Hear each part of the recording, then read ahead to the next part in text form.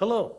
You probably know my name by now. I'm David Zokaitis, and continuing my long analysis of police-civilian interaction. There's some good cops out there, and then there are some that do their best to be, let's say, belligerent and domineering. And the question is, what kind of social, political, and cultural things prompt belligerence in police officers? Well, for tonight's component part of this problem, we're going to talk about New York City for a little while, and then maybe even South Africa. Racism has an influence in the attitude of police and the rest of us. If you go to New York City, you might have heard about their stop and frisk policy that they had in place for decades. This allowed police officers, predominantly white, to go into predominantly black neighborhoods without a warrant or suspicion or probable cause, and stop black people, and maybe with, take out your guns and make the stop more belligerent, and then to search the black people with no particular provocation. Stop and frisk. Now, if you're one of the black people that got stopped and frisked, you might consider the police officer to be, I really kind of hate to use this terminology, but you would reasonably call those police officers to be white, racist pigs. I mean, it fits. They're stopping you and being jerks to you without provocation. But if you were one of these black people who got stopped, you might try to figure out how big the problem really is. And if you did that, then you would discover that the scope of the problem is really quite large, because multiple layers of government and multiple organizations have to condone this practice to allow it to continue. So, if you complain to the police department and they don't care, well, they're in on it, and the city council in New York City had to approve it, and the county government, and the state government, and even the national government.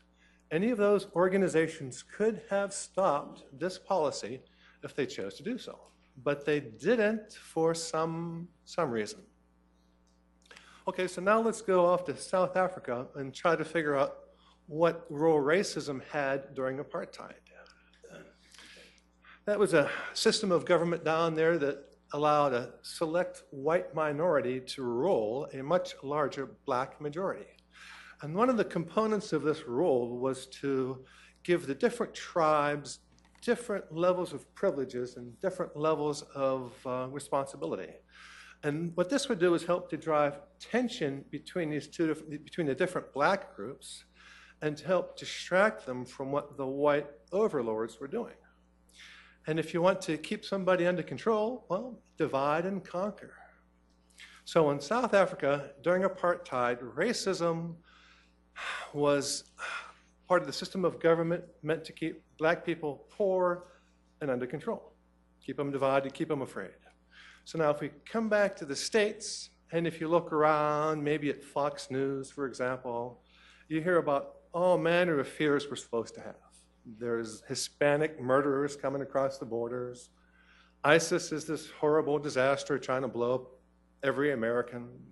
And there's also other fears that we've promoted in this country for quite a while. There's this war on drugs, and the war on crime, and the war on terror, and first war in Iraq, second war in Iraq, and a lot of wars, a lot of fears, a lot of fear mongering, a lot of internal tension that people try to promote.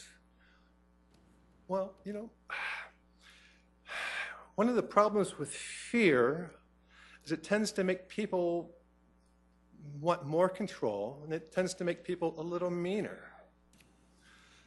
Racism, if it's officially propagated in places where it shouldn't be, can help to keep the peasants, that's us, under control, can help to keep somebody else in control, and it can help to promote fear among police so that when they do interact with civilians, they don't do it as nicely as they would in a more benign context. So anyway, that's tonight's discourse, and it's about one component of our culture that negatively influences police-civilian interaction. And I'll come back later with another topic.